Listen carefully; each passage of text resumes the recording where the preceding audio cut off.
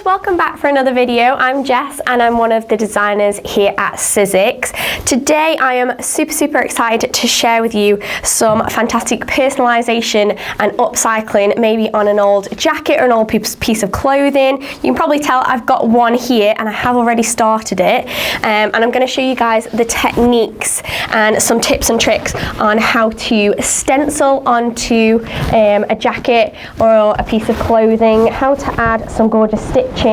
Maybe you want to personalise it like I've started to here. Some of you may or may not know that I am getting married this year, so I thought, why not make something that I am actually going to wear this year, and I've put on my new to be last name on there and used my colour scheme for my wedding and everything. So this is definitely something you could do as a wedding gift for somebody, or I'm going to show you another option that doesn't have any letters on and you can just utilise using the stenciling techniques and the flowers. So obviously I'm using a denim jacket today. It could be an old one, you could go to a charity shop and grab one, anything you like. Some people use like old leather jackets, it could be an old t-shirt.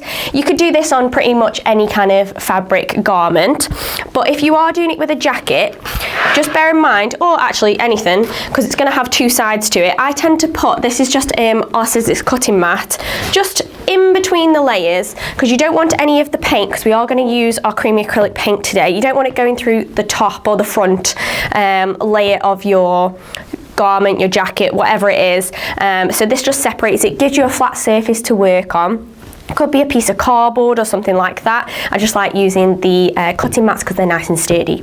Okay, so you can see I've already started to pop mine all together. So I'll just kind of run through a few little bits that I did and we'll talk about the techniques. But actually I wanted to show you guys the main dye that I've used on here. So you can see these gorgeous flowers that I've actually added detail with stitch and sequins, and I'll show you guys how to do that. But this is a brand new chapter 1 dye, and I'm very excited because this is actually my design.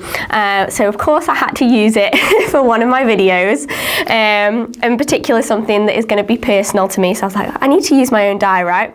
So this is called Floral Cluster, and you can see it's a really nice combination of modern florals and foliage. You can layer up elements, so you've got little sections where you can see through, so you've got layers that can layer up and you can see different colours through those little bits. We've got some gorgeous foliage with some embossing lines and things like that. So you could definitely use this for your card making, your scrapbooking, your home decor, everything like that. But I like that they're really nice, bold, floral shapes, like recognizable shapes, and that's what you want when you are stenciling. Okay, so that's what I'm going to use for my main stencils. And to stencil, we want to use our stencil film. Now, I have used this, so yours will come in nice pretty packaging if you guys get your hands on this, but I believe you get 10 sheets in there, so you can cut those down and you can use them as like smaller sheets, or you can use a whole A4 if you're doing a big stencil, but I'm going to cut mine up. It's super easy to cut up. So I've just got a little sheet here. I'm just going to show you guys one flower cut out, and it's super easy to cut with your big shot, any kind of Sizzix machine, and your thinlets dies as well as your big dies as well. So you want your stencil film and your dye.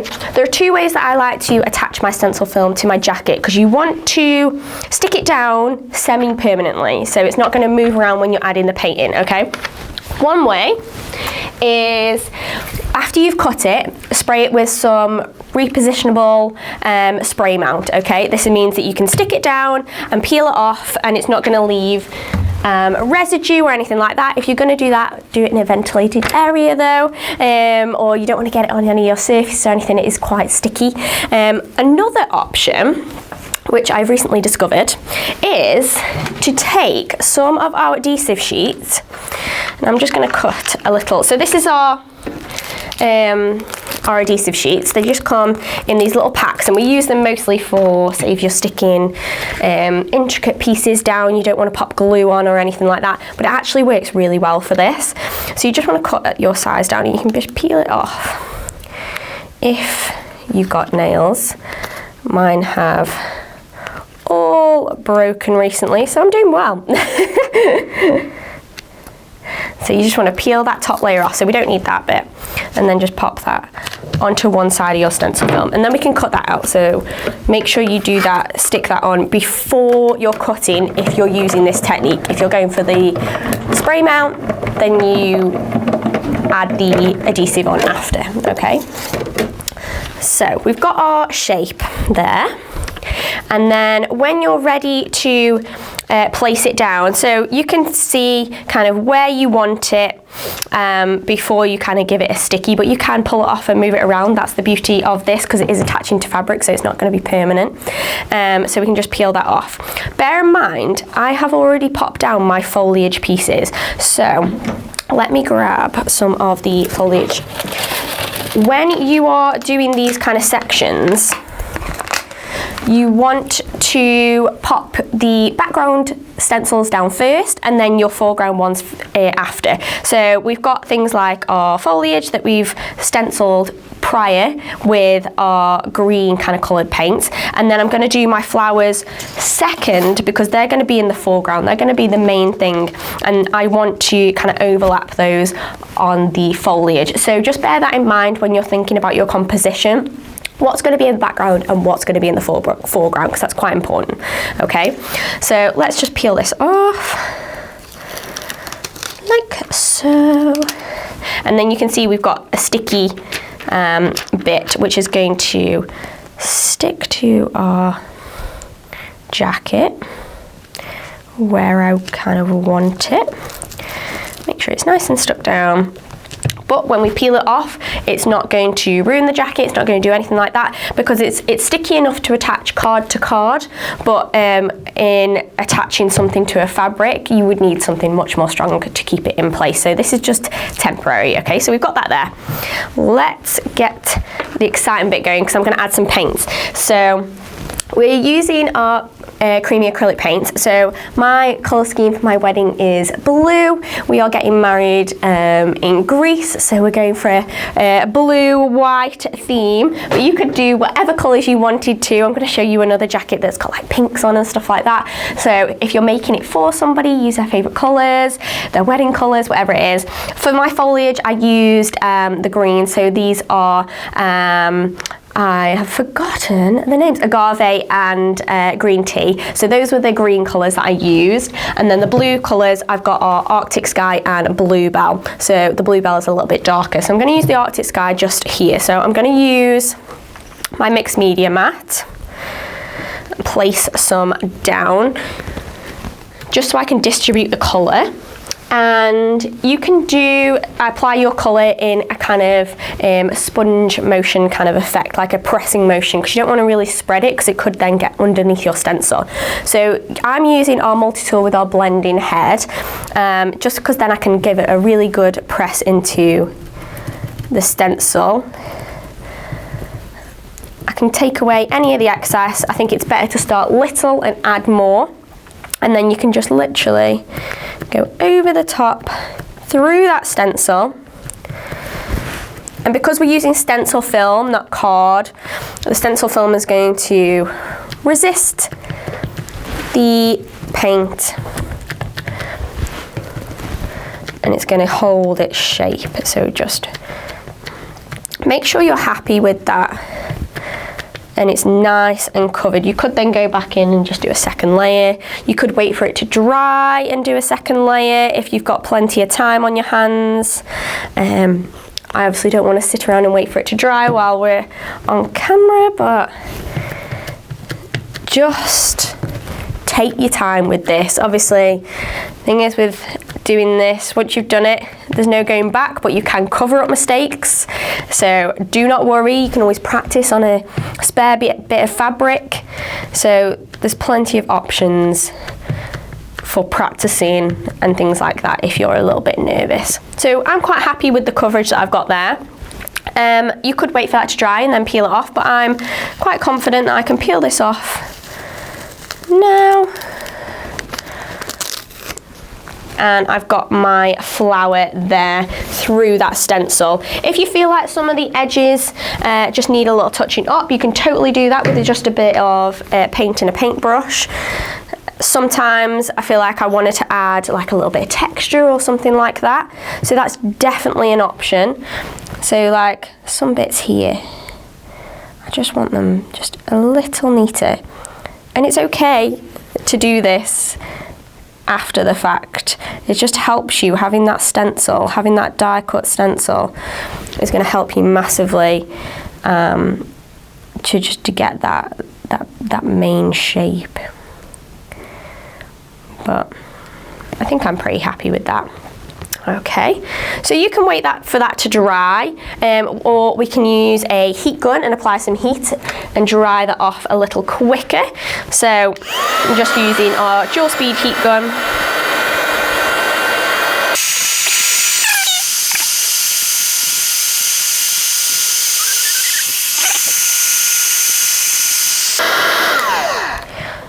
Okay, I'm pretty happy with how that has dried. Using that heat gun really does speed up the process, so you can definitely do that if you don't want to sit around and wait for your layers to dry. The next bit is the exciting detail bit. So to do this, I've taken some embroidery thread. So embroidery thread is a little thicker than your regular thread that you might pop through your sewing machine or you might fix some of your clothes with. It's going to show up, and that's what we want. So you can probably see those details on there that I've already added. That is with different colours of blue embroidery thread. You're going to want some of your smaller, thinner thread as well, because that's what we're going to attach those gorgeous sequins and beads. So I've got our silver and our bluebell. Again, going with my colour scheme, and I'm going to take the ones that have got the holes in the centre. So we've got our beads and our faceted ones are popped to the top, but obviously you can use all of the other ones for shaker makes and things like that, so they're not going to go to waste, but these ones have the hole in the centre, so I can pop the needle through and we can thread those on. So as you can see, I've already started on the top corner, so that's kind of what I'm going for down in the bottom. So we're going to go and thread up our needles. Bear in mind, you're going to want two separate needles if you're using those thicker and those thinner threads. So your embroidery needle, you want a slightly thicker needle to pop the thick thread through, otherwise you're never going to get it through these tiny needles that you're going to use your thinner thread with. So just bear that in mind. So yeah, I'm going to thread those up and we'll get stitching.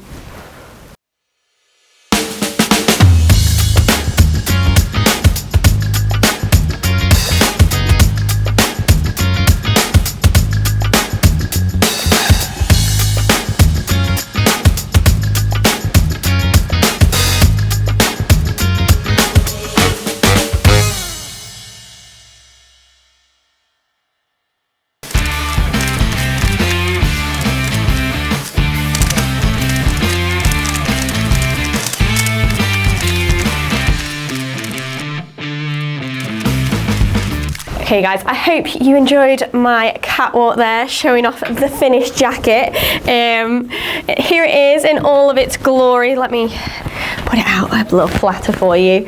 So as you can see, I've finished off all of that stitching. I've added a few extra little beads around the edges just as little accents, and I've stitched those all on. It's quite important that you do stitch them on, don't glue them, because if you're going to wear it, you want to make sure that they're going to stay put. So that's quite important. The other things that I quickly wanted to mention to you guys that I didn't at the beginning is the lettering.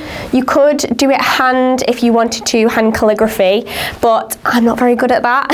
So I stenciled the lettering on there as well, and I used one of our lovely Tim Holtz Essentials dies. This is alphanumeric theory, and I just literally placed them all on to the stencil film. I used some of our maker's tape to keep it all in place, and I rolled it through the machine, and it came out as one big stencil that I could use. And obviously you can change it up and personalise. It's quite important that you choose an alphabet die where they're all separate, that you can probably hear they're all separate pieces, rather than an alphabet die where it's all on one piece of metal, because you need to be able to pick and choose what letters you want and move them around. So that's quite important if you're personalising, if you're adding some letters. And the silver outline that I've done here, I actually just stenciled and I placed some maker's tape down, which is actually really good because maker's tape, it's all lined so you can actually measure it out. So if you're doing something precise, you can measure it and cut it down to whatever size you want it, and it's going to be really precise. So I just placed it all down and made this outline that I could paint in, and for both those I used our creamy acrylic paint. I used the silver metallic for the outside and our white for the inside. But actually, if you've got something maybe a little smaller, this die from chapter 1, which is also mine, I'm doing a lot of my own promo here, guys. One of my designs, this is shape frame, so you could totally use this if you want. There's like a nice big square in there that you could definitely use, and there's different shapes as well that are a little bit smaller if you're just highlighting initials or something like that and you don't want the faff of lining it all out with your maker's tape. This is 100% an option. You can cut it into stencil film, and that'd be super easy to use. I just wanted a kind of I think I've done an octagon shape there, just as something different, but if you want one of those shapes that are in that shape frame, then that is 100% something that you could definitely do. So there is my Mrs. Jones jacket, ready for my wedding coming up this year. I'll 100% be wearing this, maybe over the top of my dress or on the plane when I'm on the way there, and I think this would be a gorgeous thing for you to create and gift to somebody or do for yourself. You could even sell these. And you could definitely do it with like old upcycled clothing as well. I want to show you another option that I've done as well. So this is my blue wedding one, but I've also done a pink one. So here is the pink one that I've done. So this one obviously doesn't have the lettering on, it doesn't have any personalisation, but it does have the florals. So these are another one of our floral designs from chapter 1 by Lisa. Done exactly the same way, cut the die into the stencil film, stuck it on and stamped through with the sponge and the paint. And then I've added the beads like I've done with my blue one, just stitch those on using our sequins and beads and some thread, and I've even done some extra embroidery like the French knots and the little flowers, so you could totally add those if you're a stitcher or you want to have a go. They're super easy to do, guys, so don't shy away from adding a little bit of detail with your stitch if you're not into textiles or anything like that. I promise you it's super easy. But yeah, that's just another option for something if you didn't want the letters or it's not for a wedding or something like that. I think this would be perfect for little ones as well. If you're wanting to personalise a little jacket for your children in your life, then that is definitely something you could do. So there we have the two options of our jackets. I'll tell you what, I'm going to place them side by side so we've just got them here. Really fun, and hopefully you guys have a lot of fun trying out this stenciling technique on any kind of clothing for any occasion. If you do, please send me a picture either down below in the comments or share it across our socials. We love to see it here at Sizzix. I love to see what you guys create and get up to. And if you use some of my new chapter 1 dies like the floral clusters that I've used today on my jacket, then please again share it with me. I love to see it. I can't wait for you guys to get your hands on these brand new dies and get creating for 2023. So that is everything from me today, guys. Thank you so much for joining me. I'll see you in the next one, but until then, stay safe and keep crafting. Thanks, bye.